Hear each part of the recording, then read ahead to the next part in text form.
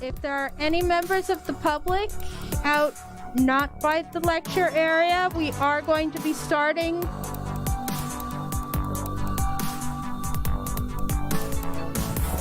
Sometimes say hi. All right. So, welcome to UACNJ, United Astronomy Clubs of New Jersey, here in Hope, New Jersey. So, a few things while our in-person audience is getting settled. We are live streaming this to our YouTube, so you can check us out and subscribe on our YouTube. If you ever can't make it, or if the weather's inclement, since we are doing the presentations outdoor, you can always catch our live stream on Saturdays at 8 on our YouTube channel, and you can check out what our upcoming presentations for the month are on our website, uacnj.org. So tonight we have a great talk by Emily Mailhot. I always mispronounce it. He is talking on adaptive optics with the Magellan Clay 6.5 meter telescope. Emily is an adaptive optics specialist for the University of Arizona's Steward Observatory. She holds a BS in astrophysics from Lehigh University and is a Blairstown native, having joined NWJAA at just 10 years old.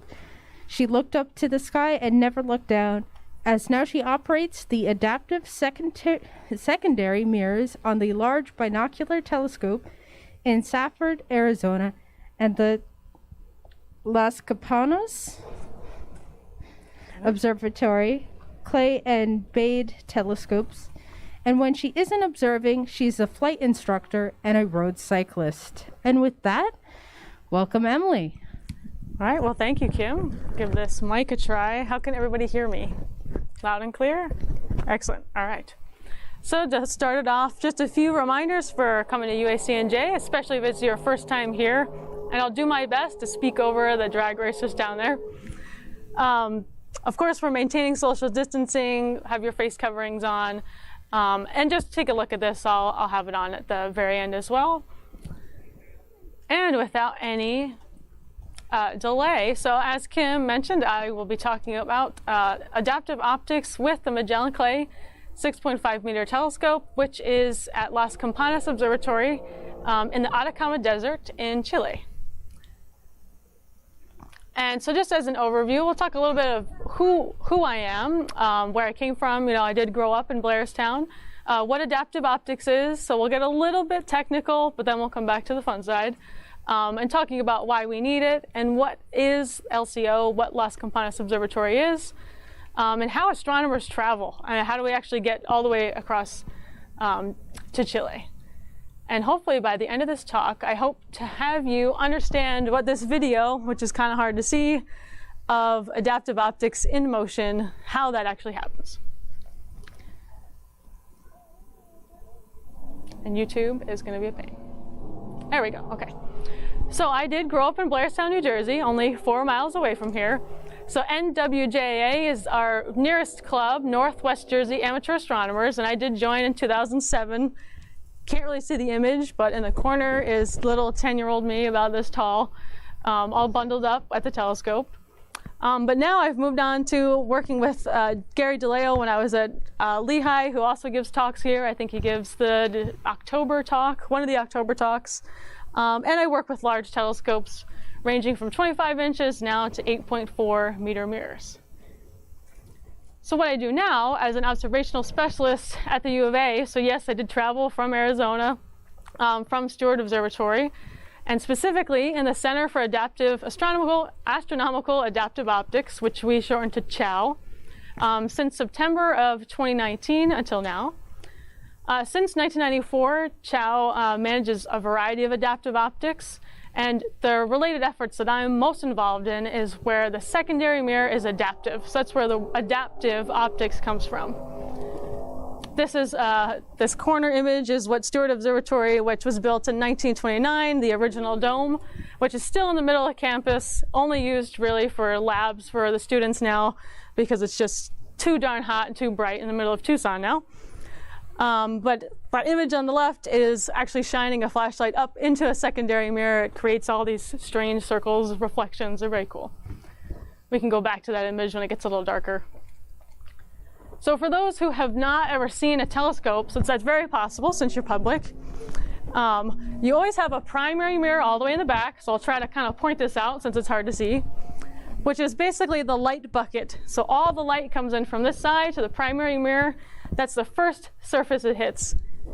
It focuses to a secondary mirror, most typically up at the top, and then can either focus back down to a detector at the bottom. It might have a third mirror called a tertiary mirror that will either send it out to the side or to an eyepiece, like what we would see here if we were able to do some observing. So that is the main, or the basic telescope reflector that we'll see. The way this translates into a large observatory class telescope using this image is that you'll have multiple feet, maybe 50 feet tall between the primary mirror on the bottom and the secondary mirror on the top. And instead of having large, huge feet thick pieces of glass, you have pieces of glass with holes cored out so that you can actually just barely move the mirror underneath on the primary. That's called active optics. So that just purely fixes how heavy the glass is when it's slumped on its side, let's say pointing down at the horizon. Part of the mirror will be just affected by gravity more. They have to push these actuators on the bottom. Now at the secondary mirror, they have what's called adaptive optics. And those mirrors, instead of being a full piece of glass, are only 2 millimeters thick, sometimes even less than that. And on the back, we have tiny actuators, about the size of your finger, that use bias magnets to flex the mirror. So just like the active optics moves the giant piece of glass, the secondary is being moved just slightly on the top. And in our case, we have a tertiary mirror in the bottom that projects out to the side to either a camera, anything you want there, a spectrograph.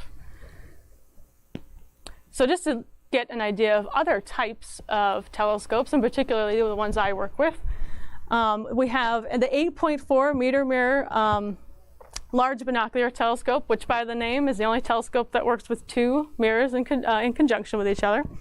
And the reason it's 8.4 meters is because the University of Arizona has a giant football stadium, as large universities do, and the posts for the stadium just supports are like 8.5 meters in diameter. So the biggest mirror that they could get through it is 8.4. And that's why you have 8.4 meter mirrors everywhere. Fun fact. But all the telescopes, we try to get as high up on mountains as possible. So the LBT is in Safford, Arizona on Mount Graham, and that's at almost 11,000 feet.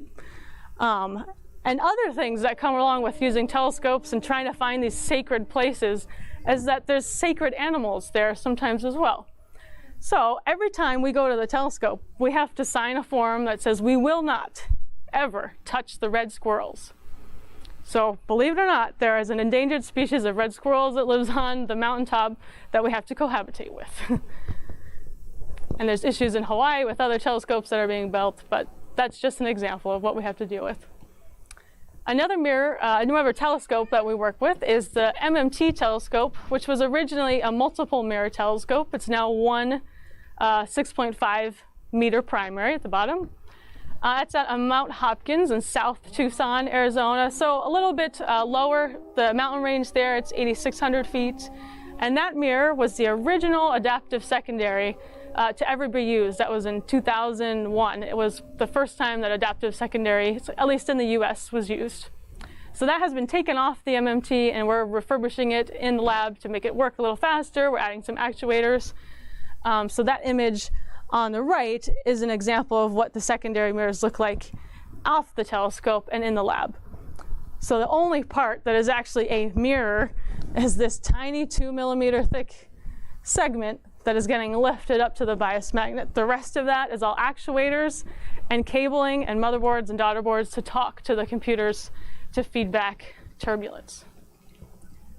And what I'll focus on at the end of this talk is how we travel to Las Campanas Observatory, which is in Chile, in the Atacama Desert.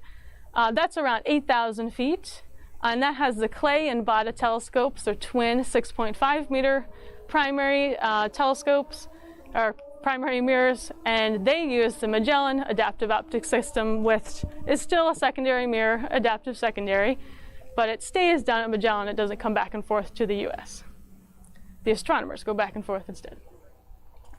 So I keep talking about adaptive optics, but what actually is it? So whenever we're out here at the sky, we see, or we hear folks say, oh, there's twinkling. Oh, it's so beautiful, it's twinkling. Astronomers do not want twinkling, because that means our images are just fuzzy, they're not a pinpoint star. So as beautiful as Twinkle, Twinkle, Little Star is, we don't want Twinkle, Twinkle, Little Star.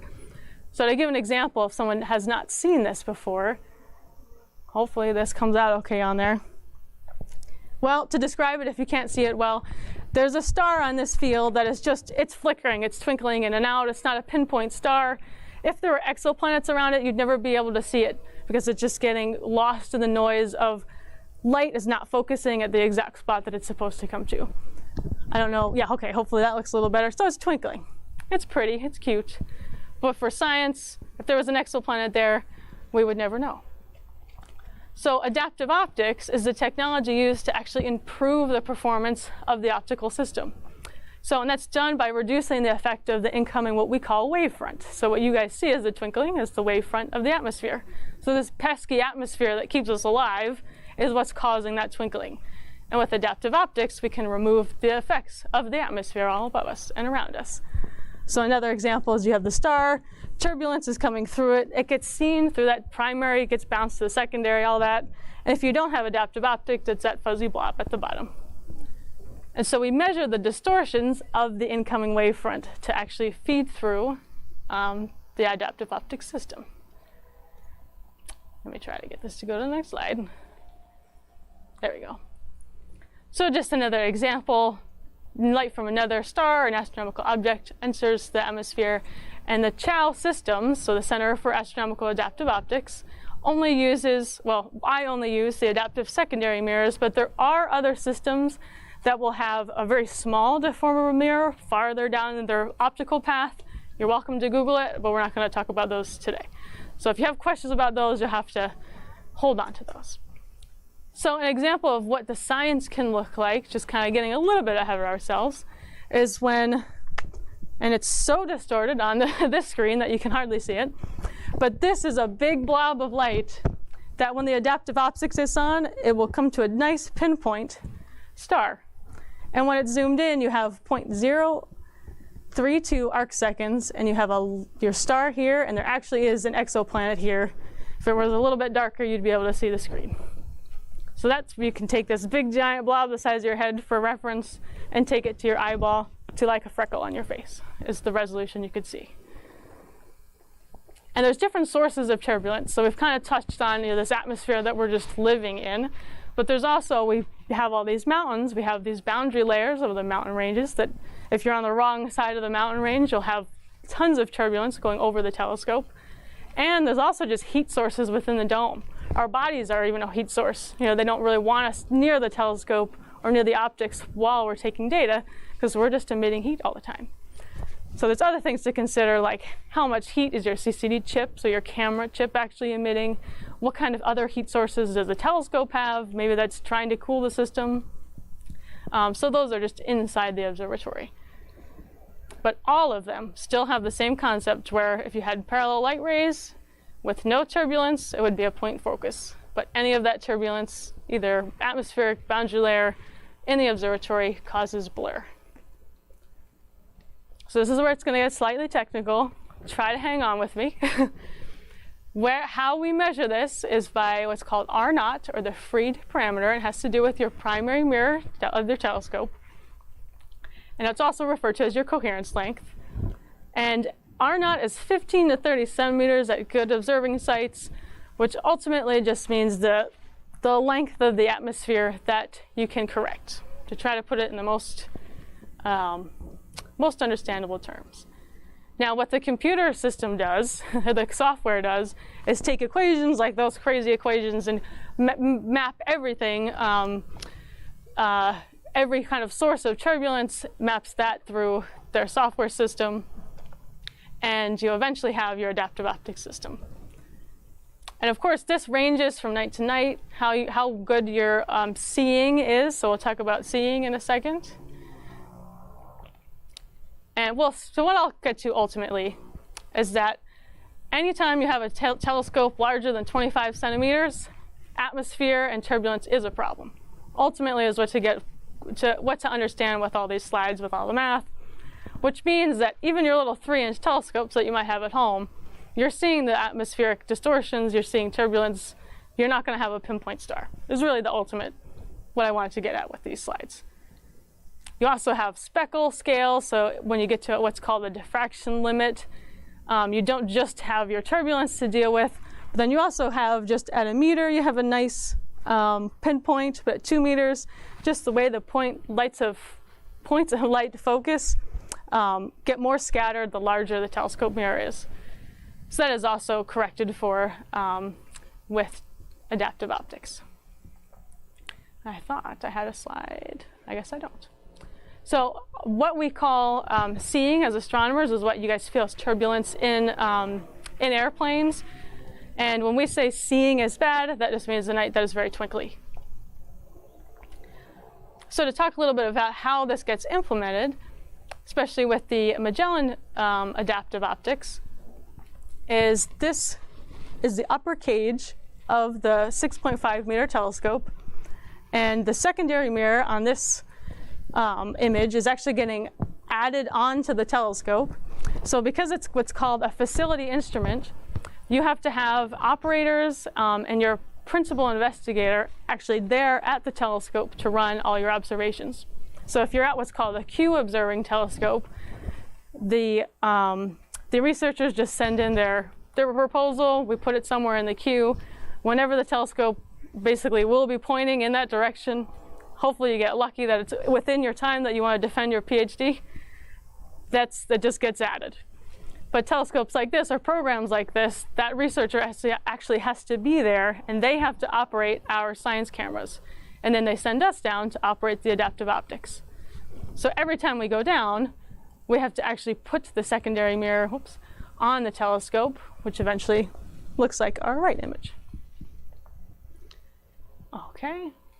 And to dive a little bit more about what these actuators are, so this is an image of one of my coworkers, Richard, is cleaning the back side of the mirror. So you can imagine you want the reflective surface to be pointing down towards the primary, since that's where it will focus up to. So you have the reflective surface on the bottom. On the back side of the mirror, you have, in this case, the image that he has there, or the image I have there, there's 336 tiny little bias magnets on the back side of the mirror that have to get matched up, perfectly lined up with 336 holes in what's called the reference body, which in the background of this image is this small, or well, not really small, but 2-inch silver plate all the way across. And they match with 336 actuators that have the opposite bias magnet on the other side. And of course, you can't have any debris within that gap once it gets sealed up into those holes. If there's any debris in there, that will cause not necessarily a turbulence, but it won't allow the mirror to move as well. And to give a size comparison of what the actuators look like, this is just a normal mechanical pencil, and this is the length of the actuator. So the majority of the actuator is a long heat pipe. Since it's moving so quickly and there is an electronics board at the bottom that generates heat, we talked about all the types of heat sources we have to get rid of. We have to try to essentially wick away that heat source, so we use this long heat pipe to get the heat away from the mirror. Okay. This gets a little bit technical also, but try to hang in there. The Wavefront Sensor is another portion of the adaptive optics system that we haven't brought up yet. So we have this telescope, the primary, the secondary. We're getting all this light, but how do we actually figure out what the mirror is seeing? So we have what's called the Wavefront Sensor. The light gets split and sent to the Wavefront Sensor camera. In our particular system, we have in the focal plane a pyramid where the light, kind of imagining my hand as a pyramid, the light gets focused at the tip of the pyramid. And since you have the 4 kind of pieces to the pyramid and the flat side on the back, it gets split into what we call pupils, 4 pupils. So that's kind of described here, having on the detector plane these 4 pupils. So that's that one point of light is getting projected into 4, what we call pupils. Our software actually corrects the slopes by using a slope determination formula to actually determine how much of that turbulence is moving across the pinpoint of light. So the reason we bring it out into those 4 pupils is so the human eye can at least somewhat see what the turbulence is like. Of course, you can see the twinkling, sure, but there's different characterizations of turbulence that we want to try to at least see somewhat, making sure that the software is doing the correct correction. And there's a lot of what's called graphical user interfaces to see this and try to help the software correct properly. Okay, so this is an example of how the wavefront sensor gets split off into 2 different cameras.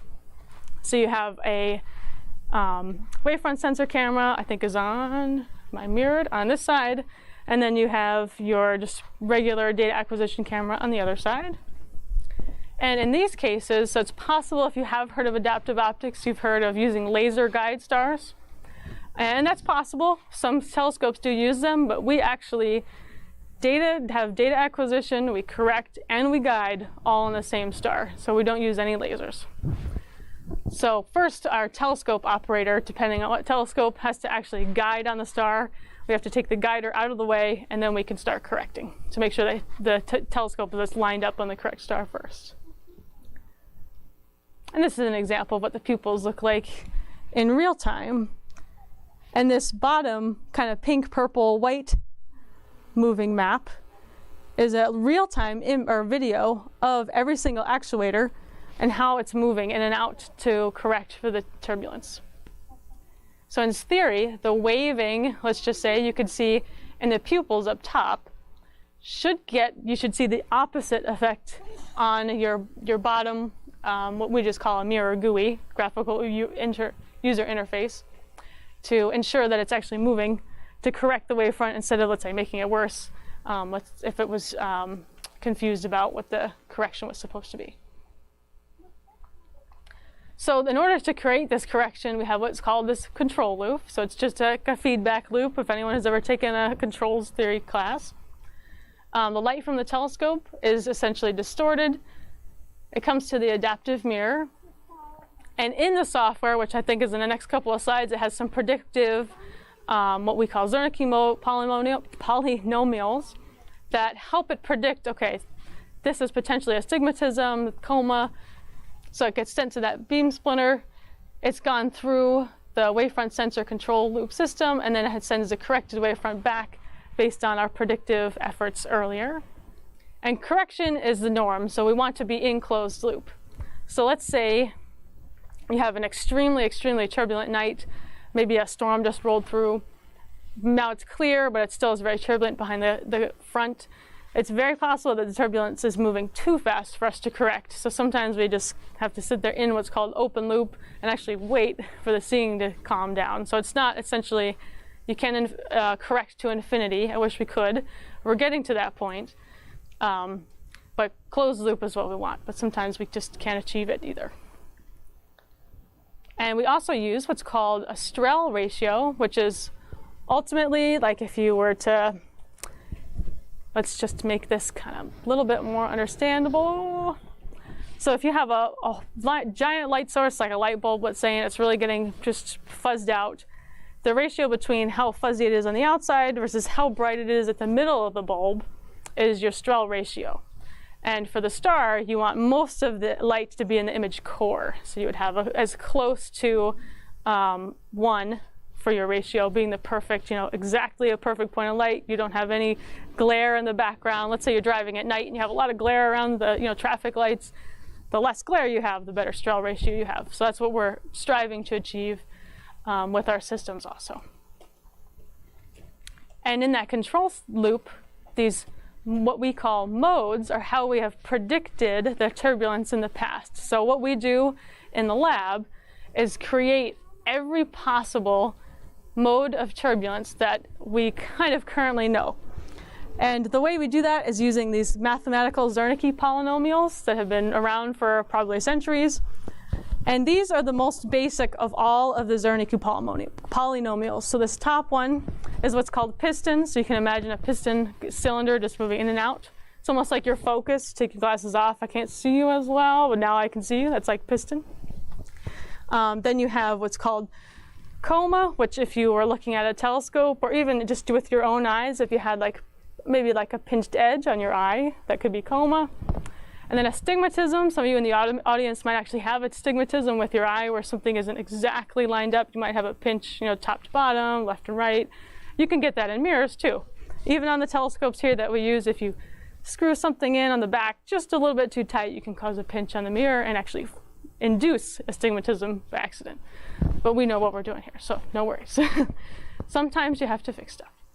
So we base all of our Zernike polynomials on all the potential, basically, permutations of all those you can have together. So how many different piston, astigmatism, coma, and there's also the tip tilt, I should have said that too, where it's just essentially tipping forward or backwards. How all those combinations, and if you had a perfect system, you would be able to make this make sense. So you have 336 actuators, let's say, for one mirror.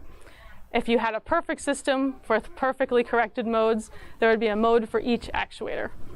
And for the most part, so like these are our theoretical modes on the mirror that we're refurbishing for the MMT.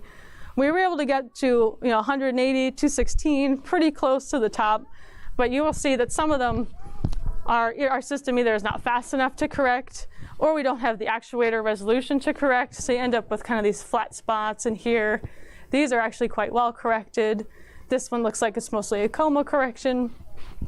So it depends on how fast your system can move, so essentially how quick your electronics can operate, and how many actuators you have. So like at the LBT, we have 672 actuators on the back, so we have a little bit higher resolution. We can correct for more modes. We can work in higher seeing. Whereas at the Magellan telescope, we can correct to, let's see, 465 actuators there, but we can only correct to around 300, 350, because we only can move at about 1,000 hertz. Okay, so Magellan AO is a little bit unique in that it actually works in has scientific advantages in the visible AO, because it was brought up with a visible camera, whereas many of them just use infrared cameras. And this goes back to that Freed parameter and how adaptive optics is the best utilized. And typically in the infrared, it just is a little bit more powerful. But Magellan AO, because the site itself, so the desert, has such dry air, very little turbulence just to begin with, typically the seeing is, so a good seeing is, 0.2 to 0.8 arc seconds. That's just our determination of that.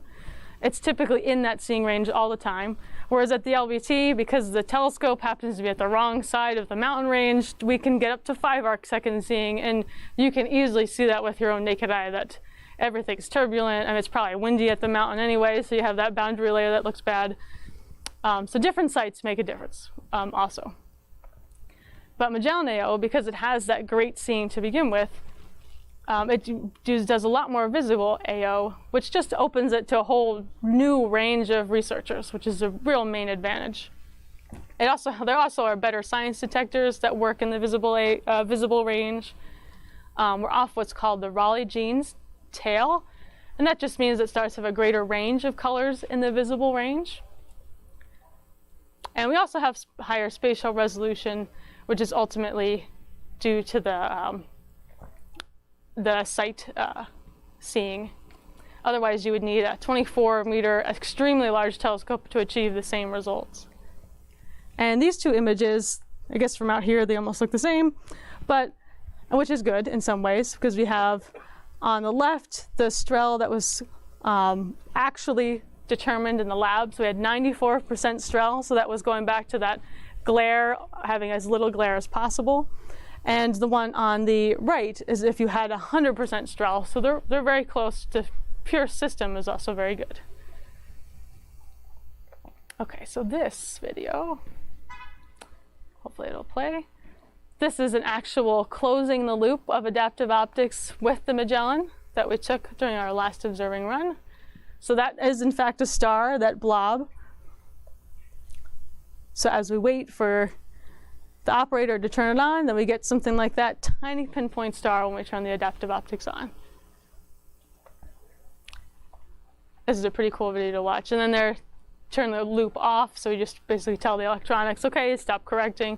And you can barely even tell there's a star there, and then boom, you have a perfect pinpoint. We call it an airy disk when you have as much of that light in the center as you can. And so this is just some key points to good adaptive optics performance, having very good design considerations, so good sight, good visible band. You want to have a good, of course, deformable mirror that does not have any debris underneath the gap where the magnets are, and that the wavefront sensor can correct to as many modes as possible, as many as you can get to near your actuator limit. And you also have to minimize wind effect. So because it's only a 2 millimeter mirror, it's very easy for the wind to just kind of pull it away from the telescope, believe it or not. So we have wind limits on the telescope, which I think is on the next slide. Maybe not. So we also have to look out for sites. So like the LBT, we often have to close the dome because it gets so windy, we're afraid that the secondary mirror is going to blow away. Which sounds ridiculous, but it is actually a consideration. And let's see, so here's another video. So it sounds like, oh, there's just a software, there's a mirror, there's a wavefront sensor. But to get everything to talk to each other, there are many. I feel like just a screen jockey when I'm running this because you have so many different screens open and tabs open essentially. So make sure that every process is running. You have to set your parameters for each night and for each object that you've looked at or that you're looking at. So it takes a good, I think this video is a full 2-minute long or 4-minute long video. So it takes typically between 2 to 5 minutes depending on how good the seeing is that evening to actually get to the star into closed loop. So you have to give the software time to actually predict, okay, this is what we're seeing. We have to give it a couple of times to run through, then actually tell it, okay, apply the corrections that you're seeing. And let's see. You can go to another object. So like this object, or I should say this screen on the left is how we center the star. So we have and yet another camera to help center the star. So the telescope operator has already centered it on his guider. Now we're centering it on our wavefront sensor in order to get it onto the right screen. Actually, I think my cursor you can see to get, this is what the pupils look like in your GUIs. And GUIs is what we call the graphical user interface. Ultimately, just it's a graphical way to actually look at your software instead of having to look at it through code. So you try to line up. There's also another camera lens that can actually move the pyramid wavefront sensor just slightly to get the pupils perfectly illuminated. And let's see, should have an image where they close the loop. Okay, move it back to the end. So it's a lot of being patient. Should be able to zoom it a little bit farther forward. Now you can see those, oh, it's going back off of it. Go back here. These are finally, now you can see a little bit of the wavering that's coming across the wavefront sensor, across the pupils that we're correcting for. So they just look like salt and pepper kind of coming across the screen. And this, oh, that's Katie, that's one of our other coworkers. This is our science camera. So now you have a nice pinpoint star on her science camera that she can actually take data with, whereas when it was open loop, that whole screen just gets completely filled up with the star. And anybody who's done any astrophotography, if you've taken images of the trapezium, we actually take images of this as well.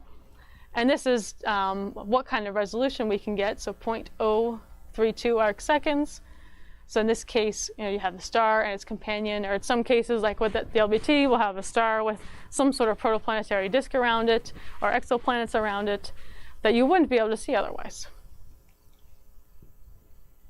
Okay, and this happens to be, looks like a cluster of young stars just in the process of forming. And okay, so this is an idea of what the wind limits are for the telescope. I thought this slide was earlier. My bad on that one. So dome closed at 35 miles an hour. I mean, in some ways you wouldn't want to be outside in that yourself anyway, so they're kind of common sense. But we do have this basically a weather channel all the time for all of our telescopes that have temperature, humidity, and wind limits just being told to us all the time. Okay, if anyone out there is interested in the science cameras, I don't operate the science cameras. If you'd like to take a picture of this to get more of an idea of what range the science cameras are in, by all means. But like I said, the researchers actually have to learn the science cameras. We have a whole PDF manual for them to read before they come down, and they're in charge of operating the science cameras. Okay, so I know that was a little bit technical. Hopefully you have at least somewhat of an understanding. Ultimately, turbulence is bad.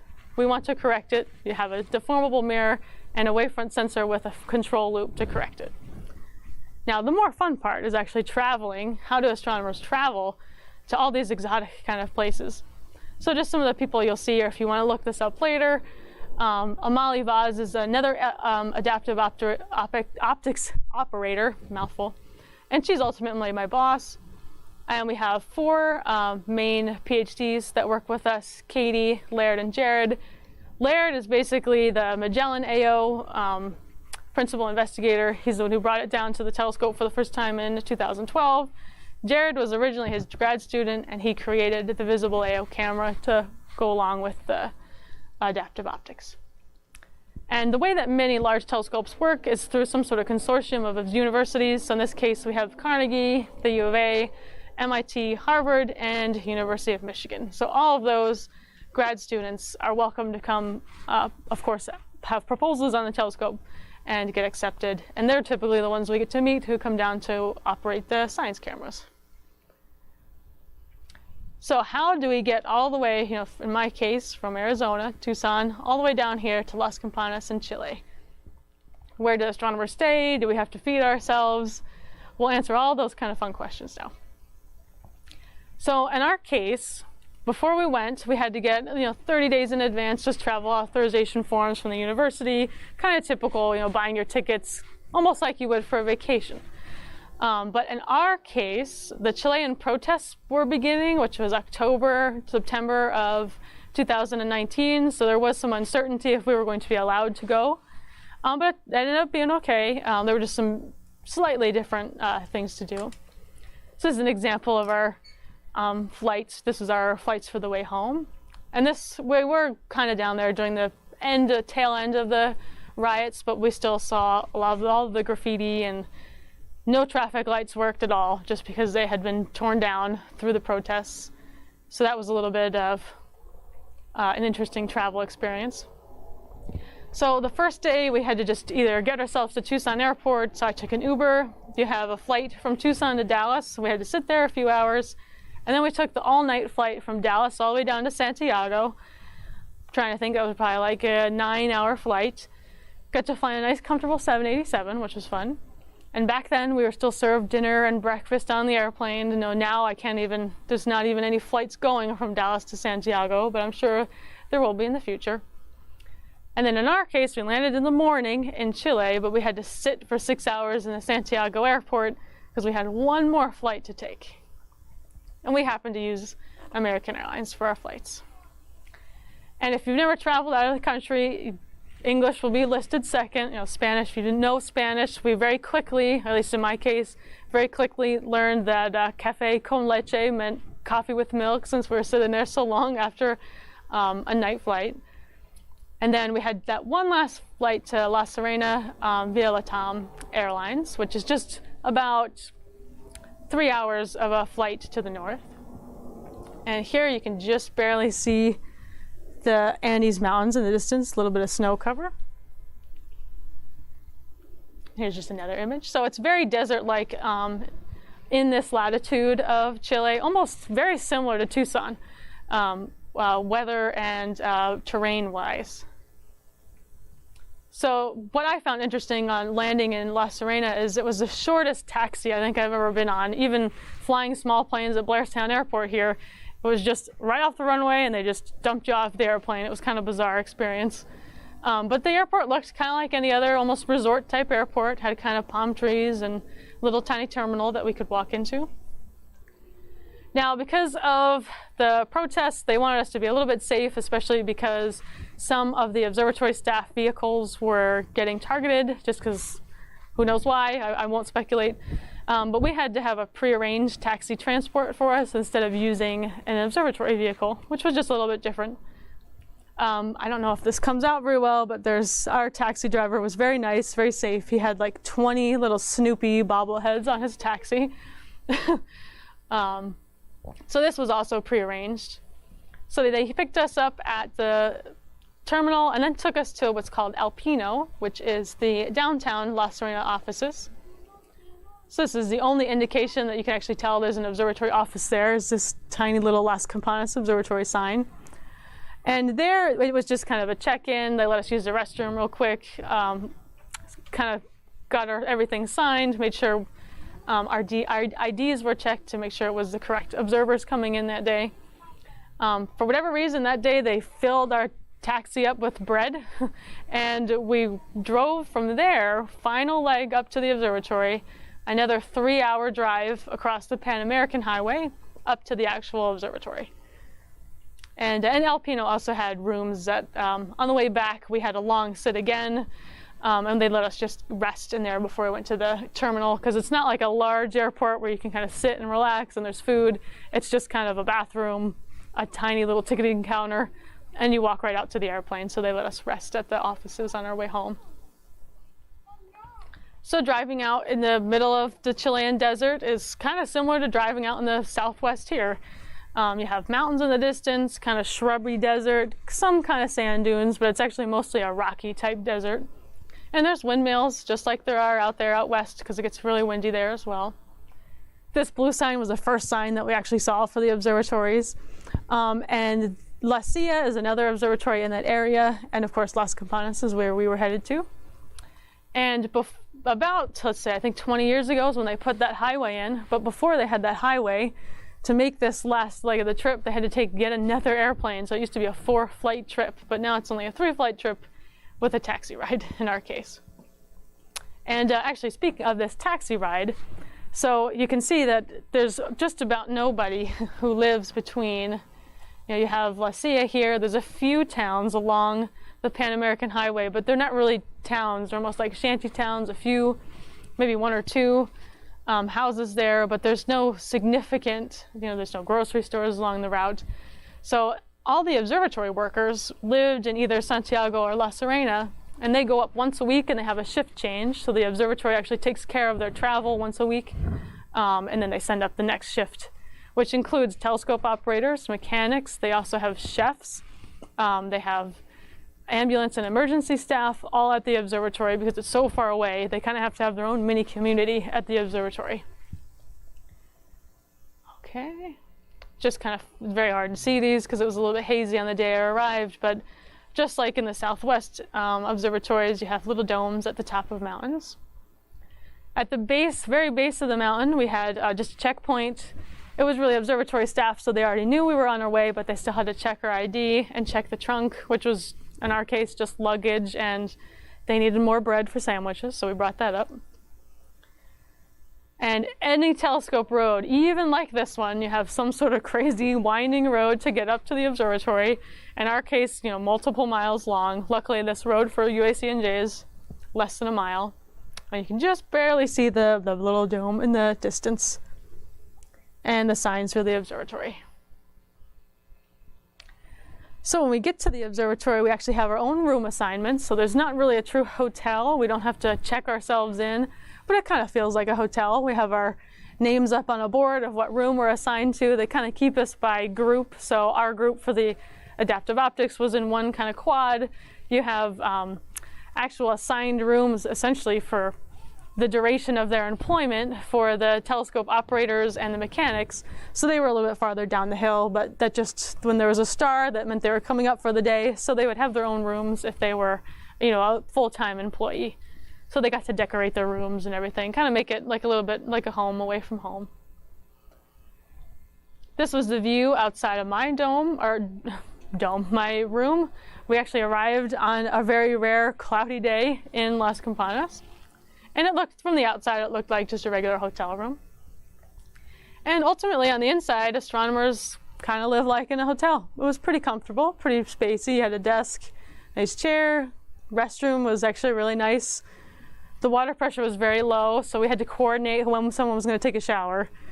And then we had these blackout curtains that would come down so we would be able to sleep during the day. And that's where we got to look right out to the dome. It was kind of nice.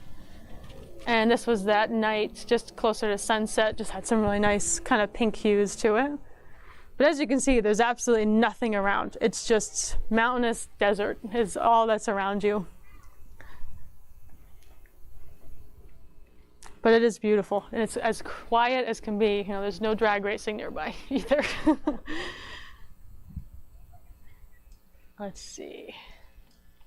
So I mentioned that there's a chef. So that's another thing we didn't have to worry about was food. So every meal was cooked for us. We had a 7:30 breakfast that was typically some sort of eggs. We had like avocados, any meat we wanted, orange juice. I mean, it was decadent. And then lunch, we had something cooked for us every day at noon. And then there was a dinner at 6 p.m. Also just absolutely delicious. And they had a dining room that was just a large version, you know, of the image on the right, just tons and tons of tables full of mechanics and astronomers speaking literally every language on the planet. You learned a lot of different words from different countries. And on nights when you were observing, so when you were staying up all night, like let's say we were getting set up for the telescope around now, essentially, on those nights, you know, you're going to miss breakfast and lunch because you're going to sleep through them. So you might wake up for dinner, and if you're really tired, you might forget to wake up for dinner. But there is what's called the night lunch form that you fill out, and it's the telescope operator's job to bring up whatever you've put on that night lunch form. So it might be a sandwich or a plate of dinner from that evening. They'll just send it up to the telescope. The only kind of sugary, sweet foods that we had was there were rolls of cookies in the kitchens of the dome that would help us stay up all night. Otherwise, the food was extremely healthy and very good for you. So while there's not much noise at the observatory, there are tons of different animals at the observatory. And it's essentially because there's no people except for on the top of the mountain. So, I mean, this image is a little far away because they were kind of far down the hill, but a legitimate, you know, pack or herd of wild horses was just running by against the road. I happened to wake up early one evening and just saw that and was just amazed. These guys are little burros that if you find the kind of head male of the herd, he'll charge you. So you have to very quickly learn how to adapt to live with these guys.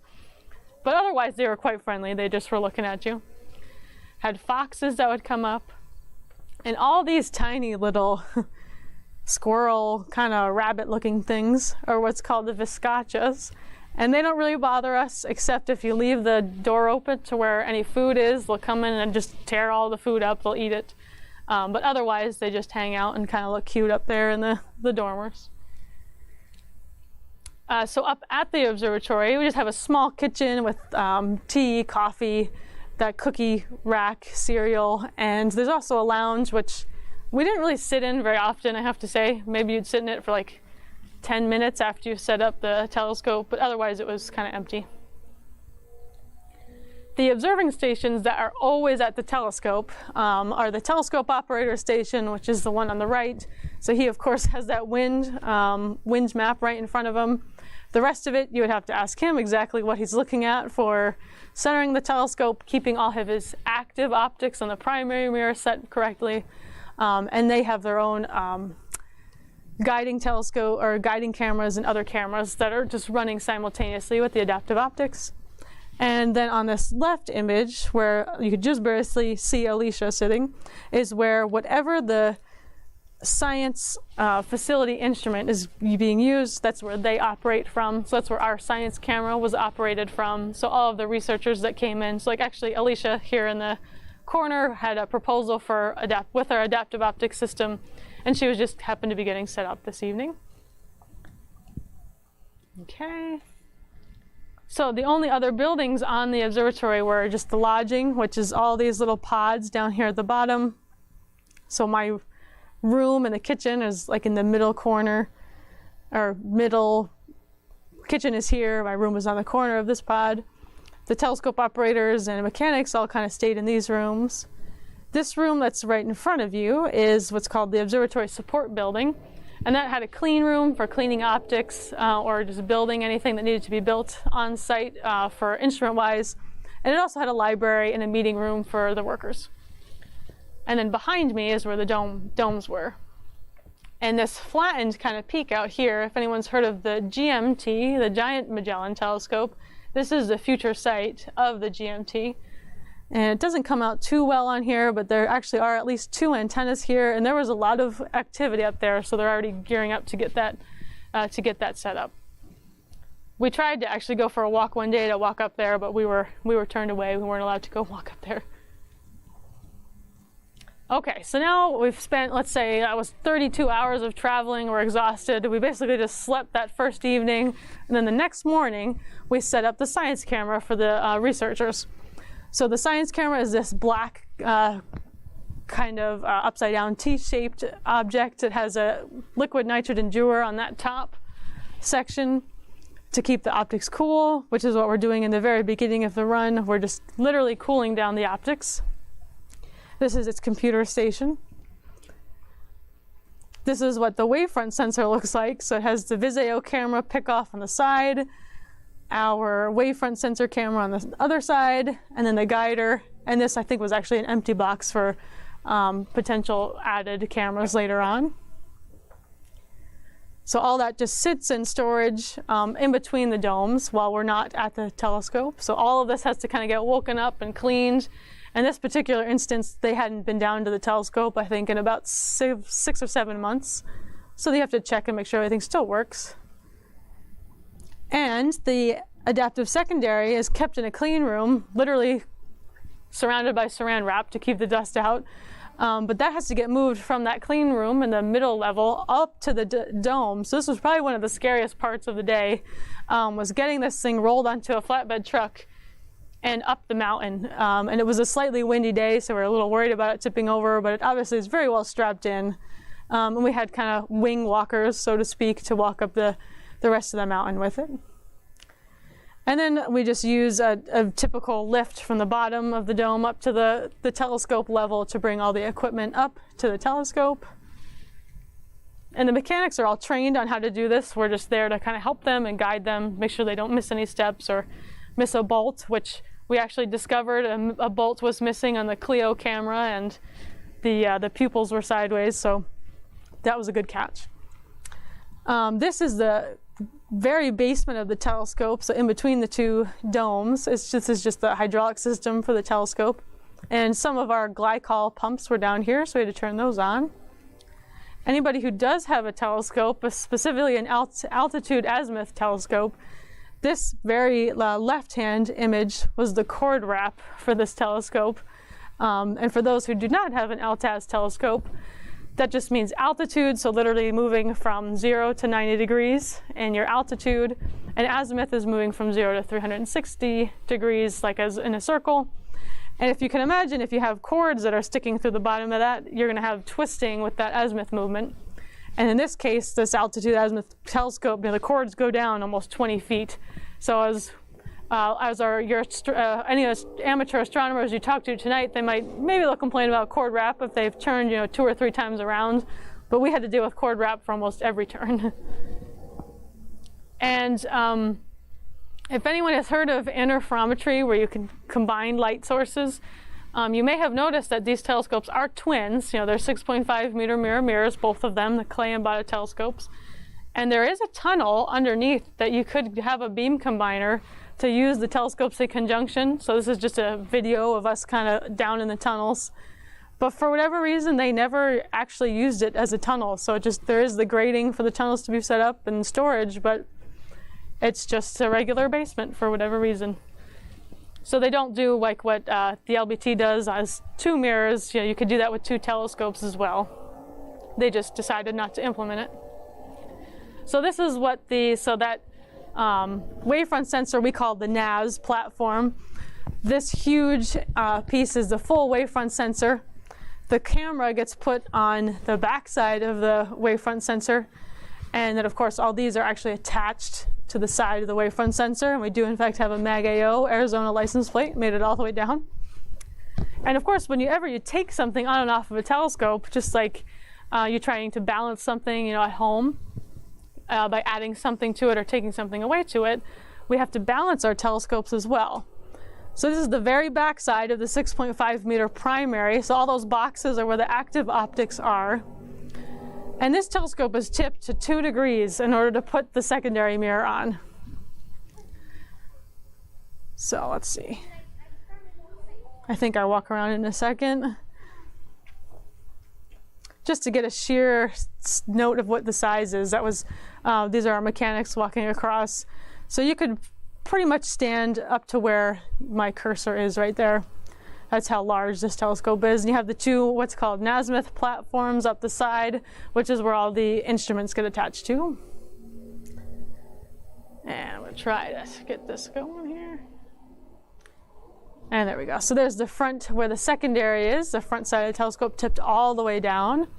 And the reason we have that tipped all the way down is to reach that secondary mirror, you have to walk on the upper catwalk of the dome. And you can see this about the size, this is one of our mechanics, about the size of what the secondary is. This is where the secondary cage is, where it has to get eventually moved up to. And we're all doing this essentially on the same day. It's pretty exhausting. So they take 2 ropes and attach the secondary up to a crane and use the dome to move the secondary. There's another image of it. And then they lower it down to the secondary cage, and they have 2 of the mechanics essentially just guiding it onto the support bolts onto the secondary cage. And they do this with each time they have to take off some secondary. So we're the only adaptive secondary, but to have different focal points, they might do this maybe once a month to switch out instruments.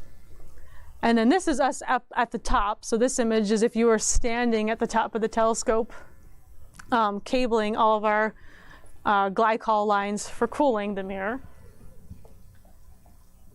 And we use hot pink cable ties so we can see them when we take it off.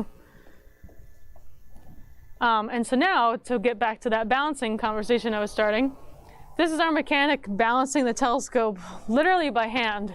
So amateur astronomers do this with their small telescopes, but I have to admit, this was the first time I had seen it done on this observatory class instrument.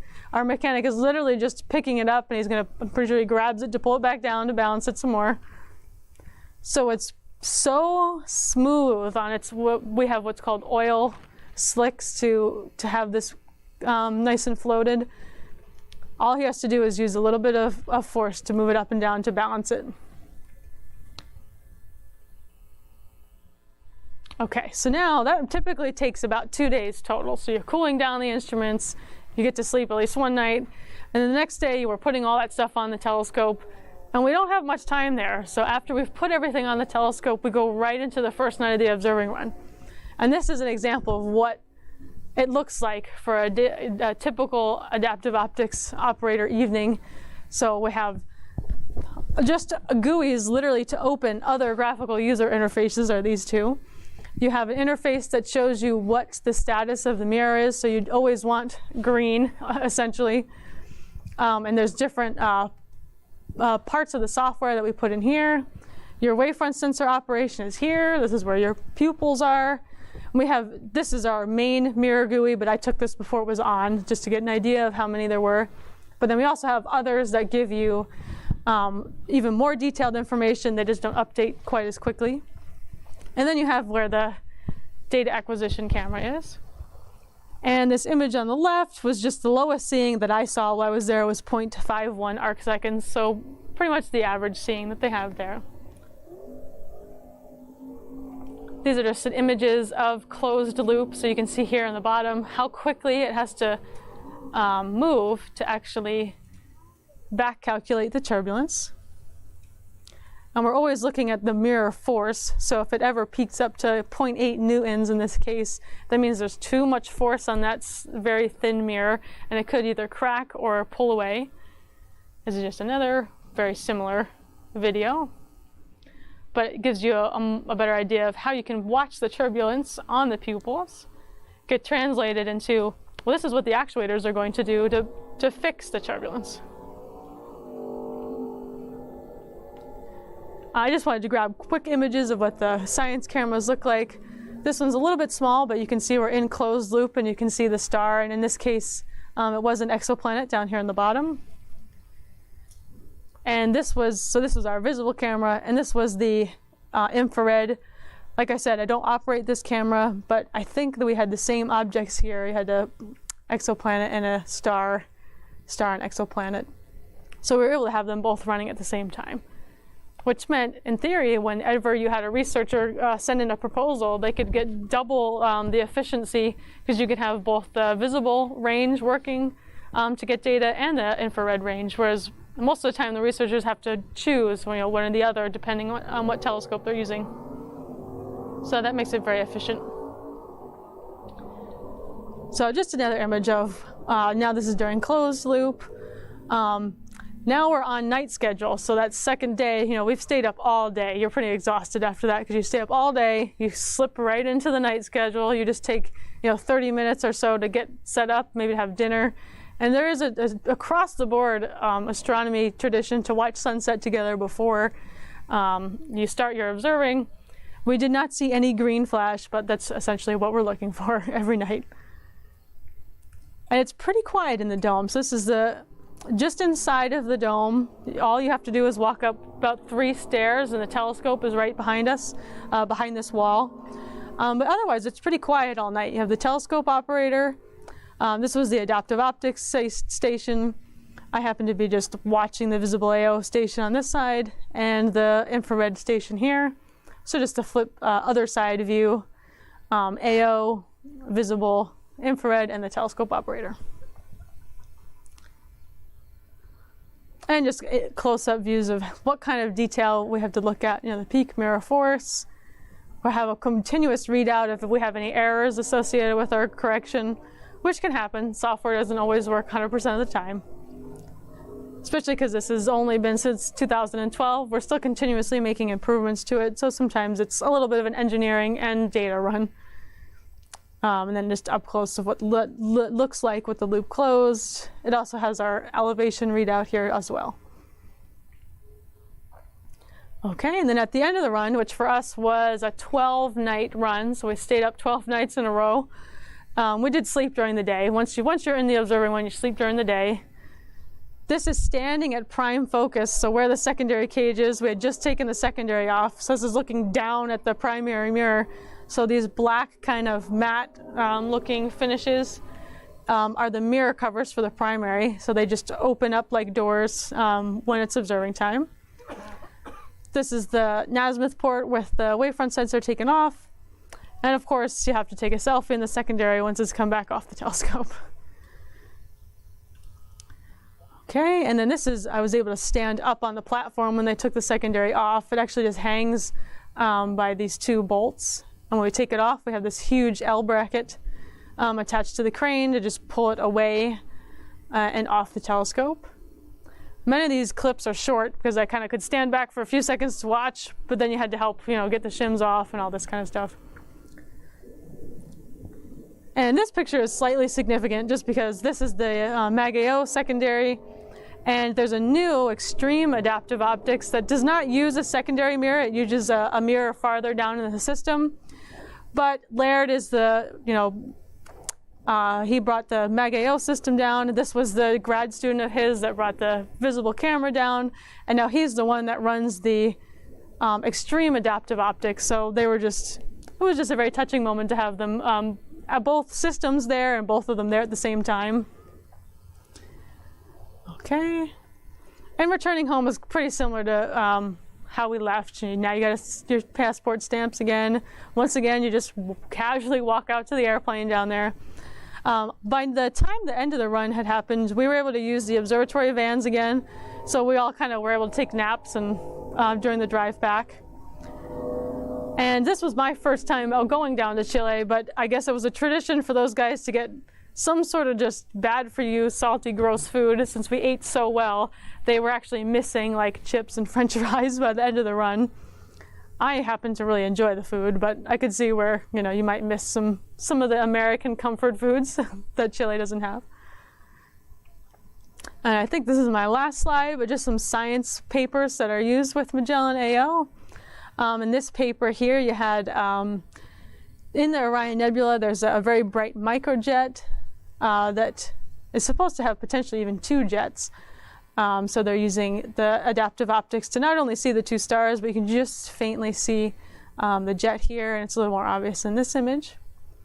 And then Kevin Wagner is doing spiral arms in a protoplanetary disk for this HT, 100453A. So this is also used in the LBT, but with the adaptive optics, we can see much, much more than we would be able to otherwise.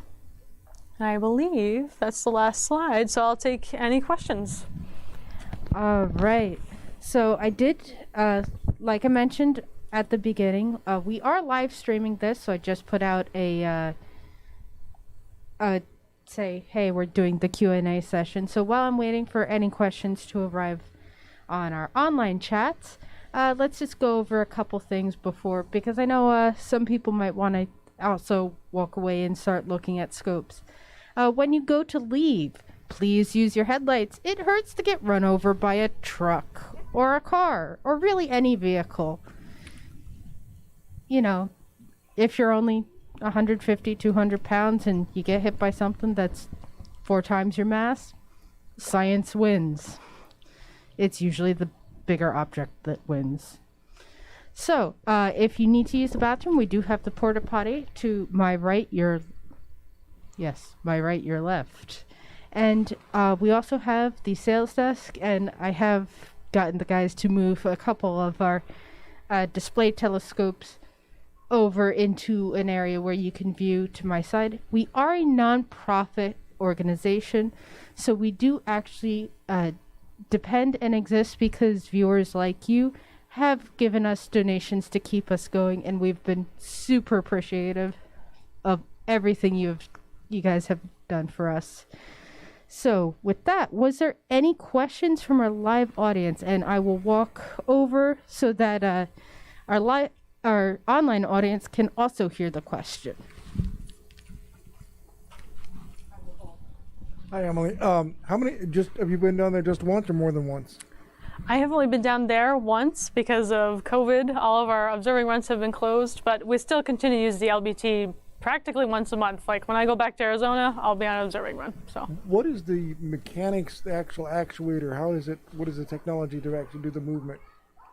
So, do you know what a bias magnet is? Yeah. So we have a bias magnet on the back of the secondary, and then you have basically a little coil on the other side on the actuator that they get matched. So imagine this is a tiny little mirror.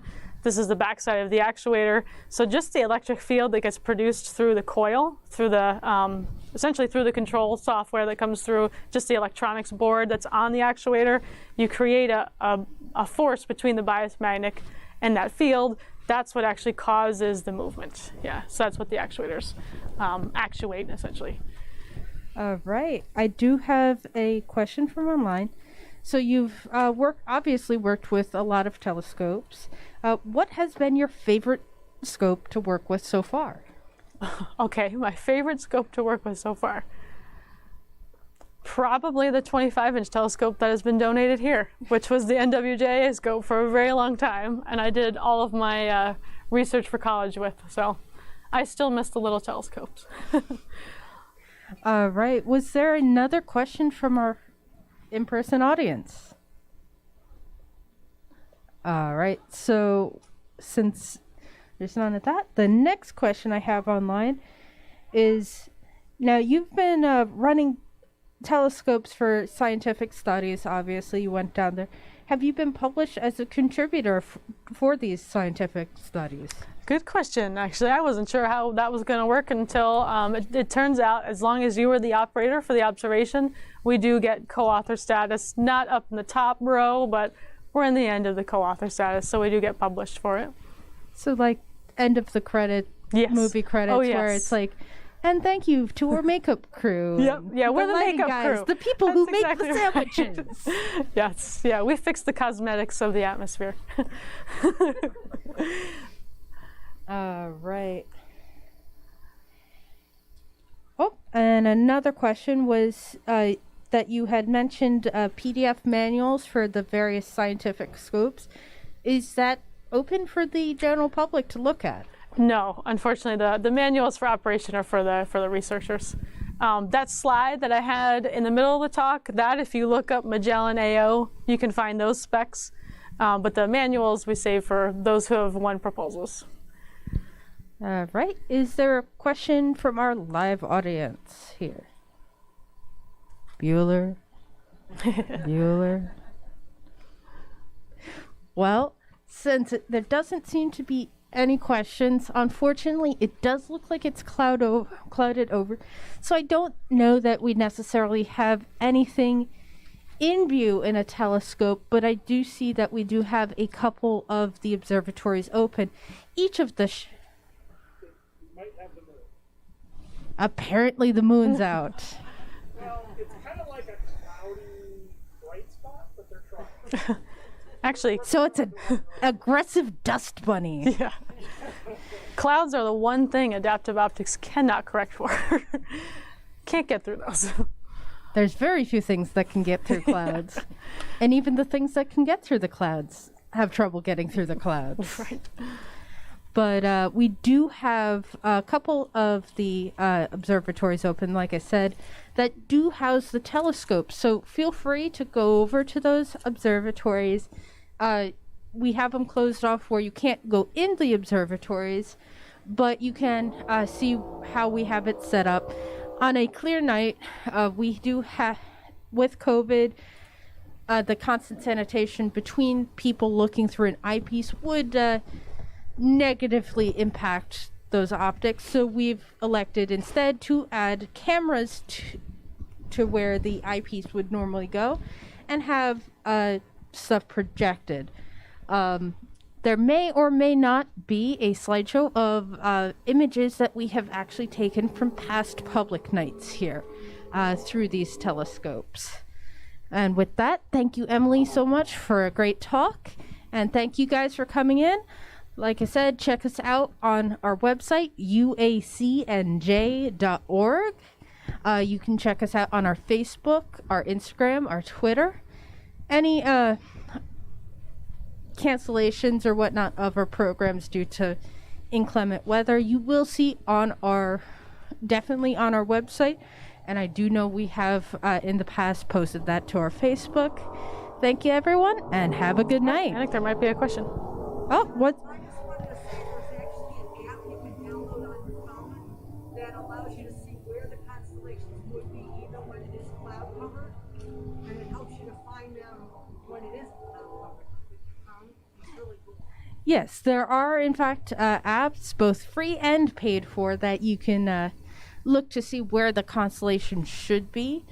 There are also, and ironically, we do sell them through the sales desk, planispheres, where you can do similar, where you can, if you can figure out where north is and whatnot, you can kind of get an idea of what would be up in the night sky at that time. So, have a good night.